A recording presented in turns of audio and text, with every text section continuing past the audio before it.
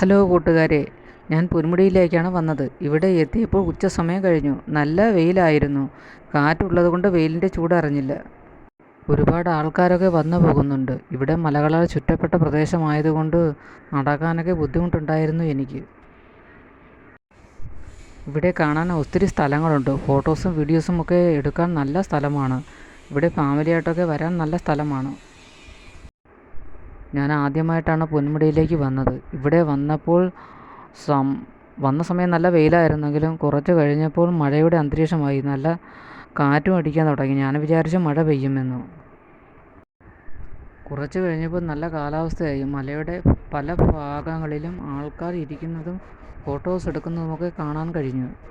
ചില ഭാഗങ്ങളിലൊക്കെ നിരപ്പായ പാറകളാണ്. ചില ഭാഗങ്ങളിലൊക്കെ നടന്നു പോകാൻ ബുദ്ധിമുട്ടാണ്. ഞാൻ വെള്ളം കുടിച്ചാണ് നടന്നത്. ഇവിടെ കുറച്ച് താഴെ ക്യാൻറ്റീനുണ്ട്.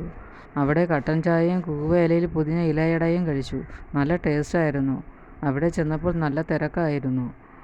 അത് കഴിച്ചു കഴിഞ്ഞപ്പോഴാണ് എനിക്ക് ക്ഷീണമൊന്ന് മാറിയത്.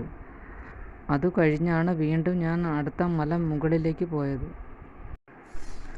മല മുകളിലേക്ക് ചെന്ന് താഴേക്ക് നോക്കിയാൽ നല്ല ഭംഗിയാണ് കാണാൻ. നല്ല ഉയരം കൂടിയ ഭാഗമായതുകൊണ്ട് അവിടെ നിന്ന് താഴേക്ക് നോക്കിയാൽ നമ്മൾ വന്ന വഴികളും വരുന്ന വാഹനങ്ങളും പാർക്ക് ചെയ്തിരിക്കുന്ന വാഹനങ്ങളുമൊക്കെ കാണാം. അവിടെ മുകളിലേക്ക് പോകുമ്പോൾ സ്ഥലങ്ങളൊക്കെ കണ്ടിട്ട് തിരിച്ചു വരുന്നവരെ ഒരുപാട് പേരെ കാണാൻ കഴിഞ്ഞു. ഞാൻ വളരെ ശ്രദ്ധയോടെയാണ് മുകളിലേക്ക് പോയത്. പാറകളായതുകൊണ്ട് മുകളിലേക്ക് പോകാൻ നല്ല ബുദ്ധിമുട്ടുണ്ടായി. ഫോണും പിടിച്ചു പോകാൻ ഞാൻ വളരെ ബുദ്ധിമുട്ടി. മുകളിൽ ചെന്ന് കാഴ്ചകളൊക്കെ കണ്ട് ഒരുപാട് നേരം ഇരുന്നു. മനസ്സിനൊരു സന്തോഷമായിരുന്നു. ഇങ്ങനൊരു യാത്ര ഞാൻ പ്രതീക്ഷിച്ചിട്ടേ ഇല്ലായിരുന്നു. ഇവിടെ ഇരുന്ന് നോക്കുമ്പോൾ തന്നെ ചില മലകളിലൊക്കെ വെയിലും തണലുമായി കലർന്നു പോകുന്നത് കാണാൻ നല്ല ഭംഗിയാണ്. 4 മണി കഴിഞ്ഞപ്പോഴേക്കും നല്ല തണുപ്പ് അനുഭവപ്പെട്ടു.